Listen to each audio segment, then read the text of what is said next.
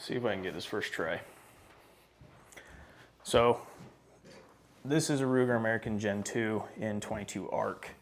Now, I'll try to timestamp it if I can figure it out on YouTube. I'll try to timestamp it if you want to move forward to see the actual build and all the components into it. I'll try to also figure out how to include all of the links for the parts and where I got them. So first thing though, and like I said, you can skip to this part, why I went with 22 arc in this platform and this gun. And then if you want, you can skip and find the actual build and the components. So I went with the 22 arc in a bolt action platform. One, well, for a few reasons. I wanted to be able to have it as a shorter configuration, and I know you can do a folding stock in using a law tactical for a gas gun.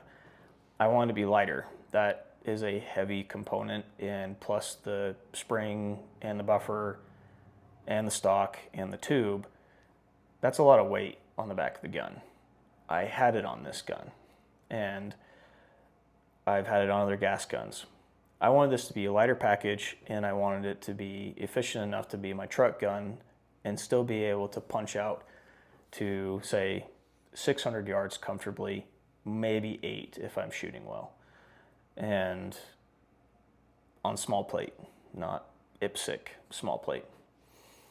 So I wanted to test out the 22 arc because I heard some good things about it, and quite honestly, I've seen some great consistency out of Hornady's ammo for that new cartridge of 6 arc or 22 arc. So I wanted to try it out in this platform, and initially it was just let's test around, see what happens, and then it turned into this because I bought the Ruger American as a cheap buy-in, and it was, I think, $550, somewhere around there. And for what you get, it's pretty fantastic. I think this is the Ruger American Ranch, which makes it so I think I can I'll take AR mags. And so far it's run great. Now, I went with the 22 arc in the 16-inch because, again, I wanted a shorter, more compact platform, but also I wanted a bolt action 22 arc because I've liked how it suppresses when I'm on a coyote hunting stand. With a gas gun, I've noticed that snap can make or break a difference. Now this might be overkill, make or break a difference on having another coyote come running in. I had three coyotes come running in 2 weekends ago, got all of them, all within 150 yards. And in my opinion, it was because 22 arc in a bolt action platform suppresses pretty well. I'll include the photo, and I'm not saying you can't do that with a gas gun. I'm not saying that at all. But there is a difference between my buddy who's running a gas gun and that reciprocation of gas that comes out of the chamber versus in the bolt action. I just prefer this for a hunting platform. The stability on it's been great. It's a lighter platform, and to test that cartridge in a cheaper gun like Ruger American, so far, this gun has been a blast. It's gone with me everywhere. I've decided to put more money into it to actually upgrade it. But in the end, this turned out to be a little higher expenditure than I initially expected. And that's the point where I was trying to make, this is not, in my opinion, this is not a budget build. In some cases, this could be considered a budget build. For a Ruger American base gun, with everything I've done to it, this is not a budget build, just so everyone's aware. There are some nicer components on here, but they're not I'm not gonna say they're top end, high end, but in reality, if you're going to be spending the money and you're wanting to build out your own custom gun,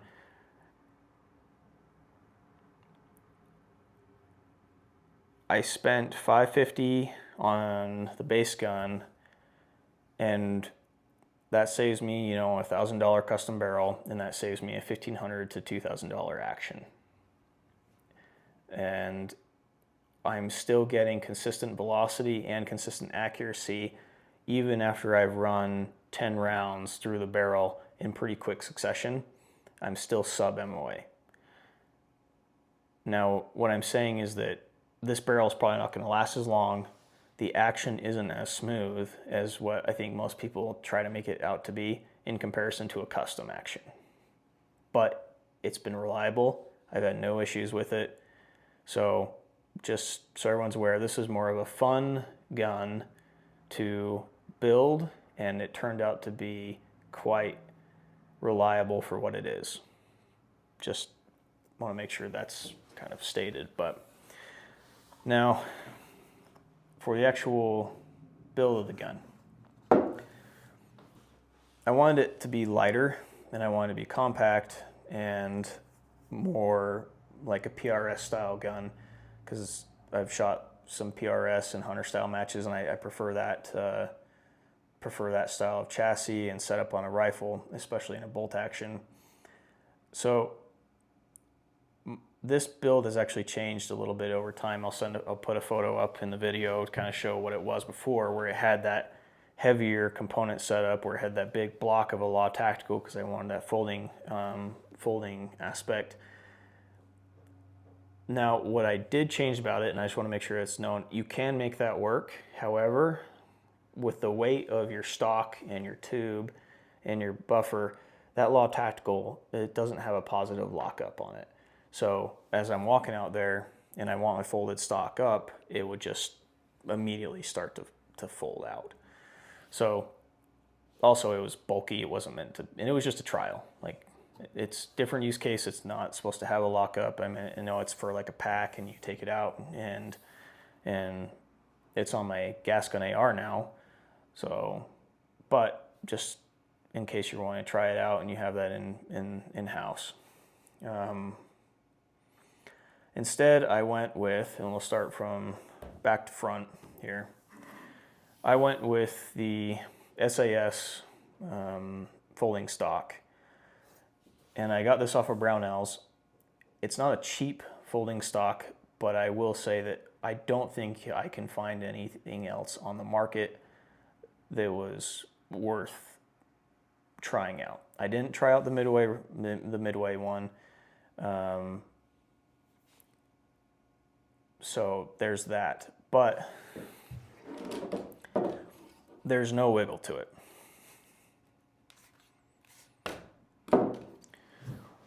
This is their long configuration. They do have a shorter configuration. If you have a little bit more compact to your eye box, I would recommend the short configuration, because I will not ever be able to extend this out.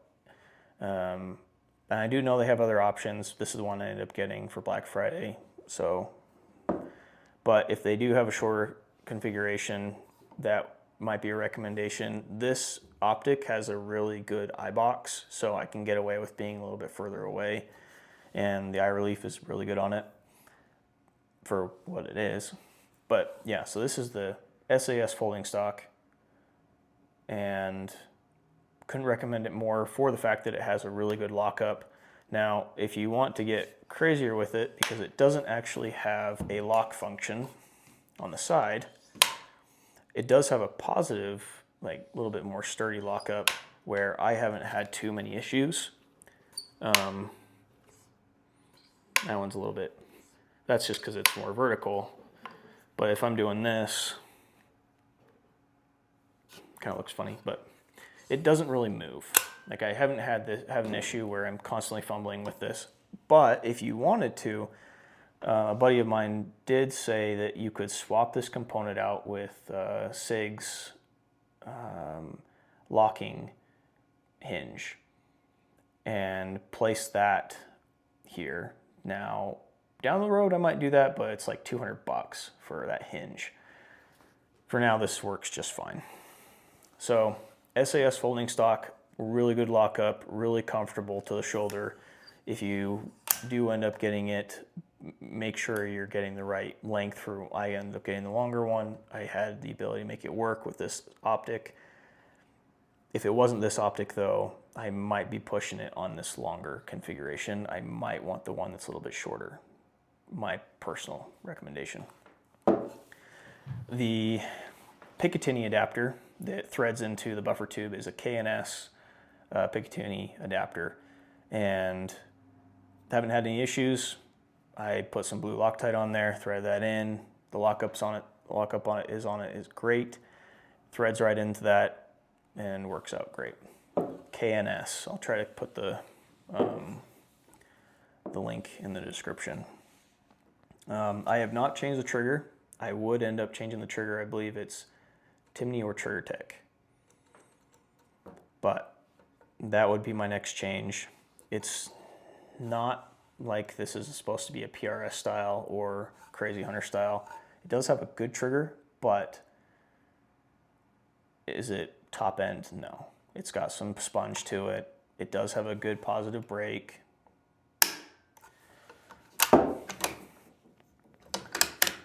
But it's just that next little change. The one thing that a lot of people don't realize, this is different and this is different on my action. So the knob itself is from Anarchy Outdoors. It's a much larger knob. It's the dragon scale knob. And then their bolt arm, same deal, so that you get that lower profile when you are running your action. Highly recommend this, even if you've got a regular Ruger American. Those two upgrades in themselves have been awesome. The arm and the knob from Anarchy Outdoors make a huge difference on how smooth that is able to operate and how quickly. I've loved that for a hunting aspect. The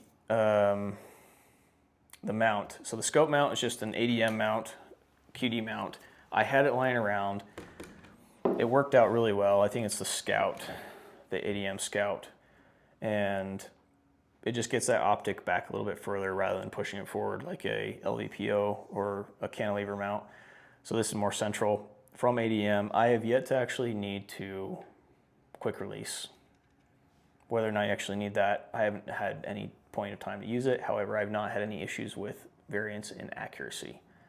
Highly recommend. I've loved these. I've run a few of them.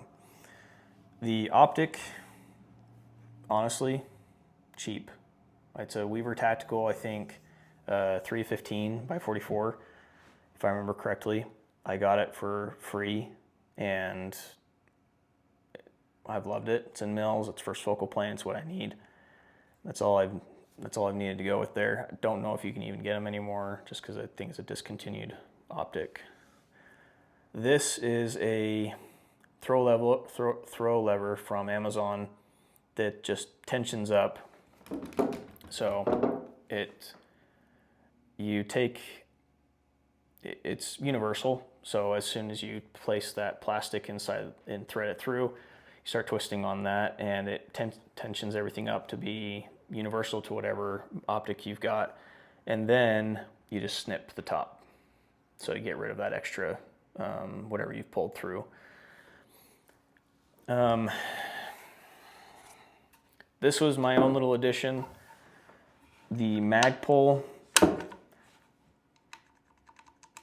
extended release works on the Ruger American Ranch. I just swapped out the AR, the mil-spec AR release for this one.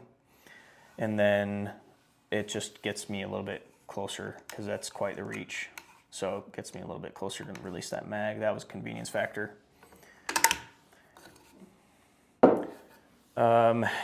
This is just a standard arca mount I got off of Amazon. Works really well. It's got some teeth bound into it. I've liked it. Don't know, I can't remember what brand it is. I'll figure that out. This is an Arisaka barrier stop, and it is steel. I've had a lot of times where I've, placed it up on top of a hood, or I've run it up against my mirror of my truck and have it up on a barricade. I've also liked just to have that positive finger press when I'm pulling up to the shoulder. That isn't really necessary, but it is nice. Okay. These are just the Magpul mlok mounts. So they just for some extra grip and to kind of get rid of the gap of the mlok. These are just from Magpul. I've liked them. Give a little bit more sturdy grip on some things. Especially with cold hands, getting away from that metal chassis. That's been nice. Magpul bipod, pretty standard, nothing crazy about it. I really liked it for this setup just because it's light enough that it doesn't take up a lot of space and doesn't add a lot of weight. You've used it quite a few times. It's been great. Just their mlok version of it. Suppressor. Now, this is because I don't own a lot of suppressors, but this is a Velos 762. You obviously can get a lighter can, like a scythe or anything titanium. This is what I've got. That's what I use. So it works really well, but it is a flow-through can. It is a Velos 762. It's not like it's the most perfect combination for this setup, but it works. The big one,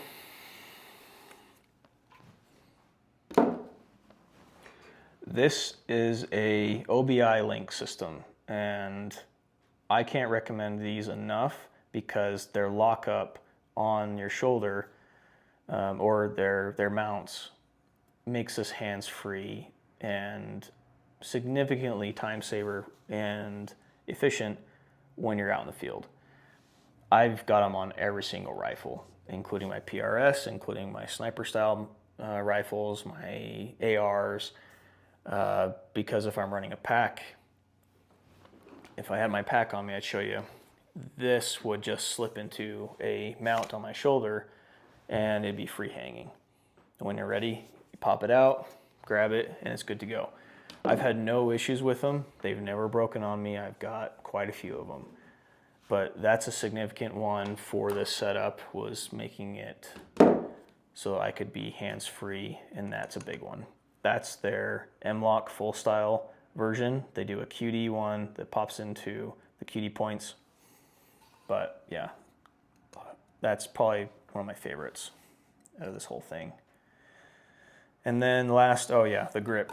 That's also Anarchy Outdoors. That's their thumb shelf grip. I've liked it because it's more compact in length, but it's a little bit wider on the grip, and then it's got that thumb rest. So, because I'm shooting a little bit more of a, like I said, more PRS style, I think more and more people are starting to shoot. Well, it's not, I think it is. It is the way everyone's starting to shoot, is your thumb on the outside, and I've liked having that rest for this gun setup. It does work okay with full grip around, and they do make different variations where this doesn't be on their grip, but I like the thumb shelf. Super comfortable, super stable. And then I know what people are going to ask. I'm shooting the Hornady Match 22 arc, so the white box. I'm getting, I think 20, did I say 2615 or 2515 velocity? It's gonna be 2515. That sounds slow. Anyways, so I'm shooting the heavier match version. I know they do a varmint round. I like the heavier round, and I've liked how it punches, especially because in the end this has a polymer tip just as well as the varmint. The varmint round, you're just pushing a lighter bullet and higher velocity. I like the heavier round because I can punch out further in wind. I've just seen it better results from it for me. And the mags have worked really well. I've yet to find an issue with any mags. However, the ASC I had a little bit of trouble with. This is a Durmag, and I've used the 20 rounder, and that works well too. So this is just the Durmag straight, and then they've got the one that's kind of more of a bowed style. That one works too. Haven't had any issues. It's run perfectly. I can run it just as fast as any other bolt action and not have any hang-ups. Overall, this gun has been a blast for me to build out. It was not cheap in the end. Oh, and I can't believe I forgot the chassis. I apologize. This is a heat seeker. So the chassis is called the heat seeker chassis, and I'll include the link down below for it. It's a two-piece chassis, but it's really well machined. So there's no hard edges, no sharp edges, and it's got some really positive stability to it. I've had no issues with any of the screws, no movement, and the ergonomics of it work really well for this gun. That's kind of the big one, and I can't believe I forgot about it. So yeah, this is the heat seeker chassis from Sharps Bros. So overall, I've loved this setup. It's a fun one. Is it economical? Eh. Who cares? It was fun. Okay. If you have any questions, let me know. Like I said, this is my first kind of true takeaway review video on something like this. So if you have any feedback or recommendations, or honestly, if you have any questions, let me know. If you have any topics, comments on this gun setup, feel free to send a message. But we'll go with that.